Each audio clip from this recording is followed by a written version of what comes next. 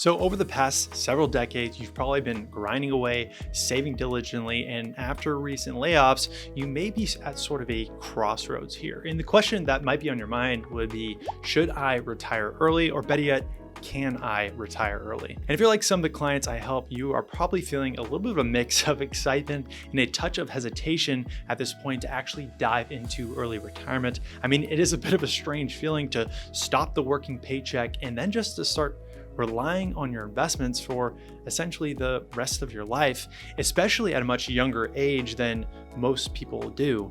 And you can't blame people for feeling this hesitation because they've never done this early retirement thing before, and hopefully we only have to do it one time. So in today's video, I'm going to go through 3 things you really should stress test in your own financial plan before you make the decision to stop working full time. And that's going to be your income plan, your investment plan, and your tax plan.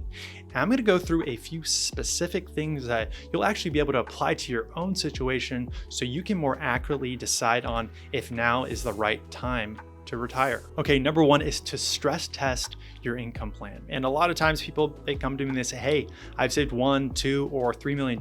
How should I go about creating a sustainable income where I won't run out of money? And I tell people that the goal here is to actually work in reverse. And you probably know this, but you should start with your spending. And I'm going to pull this up on the screen here. This is an example of someone's income plan. And the key here is to really be able to stress test the what ifs. For example, what happens if my expenses are more than expected in retirement? Can we sustain that? Or what happens if instead of retiring completely, we test the idea of doing some consulting or part-time work, maybe in a less stressful job, if that's what the plan calls for. And you also want to make sure that you are factoring in inflation with your expenses. I like to use a higher inflation rate of 3.75%, or maybe you want to use lower than expected investment returns to be more conservative when you stress test your long-term plan. Everyone is different, but you really need to start with nailing down what is your current spending.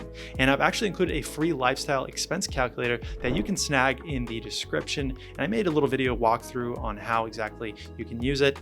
And essentially, once you know your expenses, you'll want to then stress test your plan. And I've also included some other links to some other free softwares you can use online to stress test your own plan if you want to do it yourself.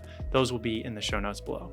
Number 2 is your investment plan. So if you're thinking of early retirement, your investment mix may start to look a little bit different as you get closer to or in retirement. And the ideal investment mix for retirement is more than just how much risk you can take. It's how much risk does your plan even need? Do you have other sources of income? And if so, what is going to be the shortfall that your portfolio will need to provide to meet your income needs?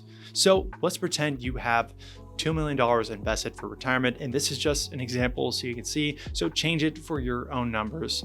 And your income plan is going to require to use $8,000 per month to meet all your expenses. And you have Social Security of $3,000 a month. That leaves around a $5,000 per month gap needed from the portfolio to meet your income needs. So how do you construct an income plan so that you can generate that monthly income? Again, I'll pull this up here. If you have a $2 million portfolio, and let's just say you are 90-10 stocks and bonds, just to use a basic example, that would mean of your investment mix, you would have around $200,000 in conservative investments for income, that 10% number right there. And that will leave $1.8 million in the growth cell. So the bucket with a little bit more fluctuation, but the bucket that can be important for helping your money last through a longer retirement due to inflation. And if we do the math, that's a little over 3 years worth of income in that conservative bucket. So you can take income from that bucket and let growth do its thing. And for some people, that's more than enough in conservative investments. But for others, you may be wanting, hey, I want 8 to 10 years worth of income. It really comes down to what your income plan needs. All right, number 3 is your tax plan. And one of the biggest expenses you will likely pay in retirement is going to be taxes, which is why effective tax planning is so critically important. Now, one way we can accomplish this is through multiple strategies. One of the strategies is called a Roth conversion. However, although it can be a great strategy, doing it at the wrong time can be more costly than it is beneficial. But let's take a quick step back. When you put your money in an IRA or 401k, it saves you taxes now, but any money you withdraw in the future will be taxable.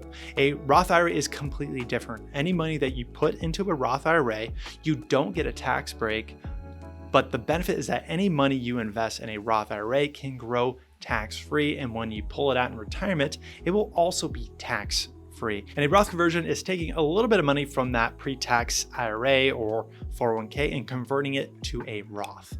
And that conversion is fully taxable. But again, that money can now grow tax-free for retirement. Now, like I said, this can be a great strategy for an early retirement, but again, the timing can cost you if you don't do it right. There are generally 3 good times to do this. Number 1 is when tax brackets are low, which right now, although it may not feel like it, we are at historically low tax brackets. Number 2 is when your personal income is low. For example, if you retire early and you have low income because maybe you have a brokerage account or just Social Security, it could make sense to do a little bit Roth conversions. And lastly, when the stock market is low. For example, if we take 2020, when the market was dropping, if you converted some money to Roth while the market was at the bottom, we converted more shares, and all the future growth in the Roth IRA is now tax-free. So again, this is just one of many tax planning strategies to think about as you are thinking about an early retirement, and one that could potentially save tens, if not hundreds of thousands of dollars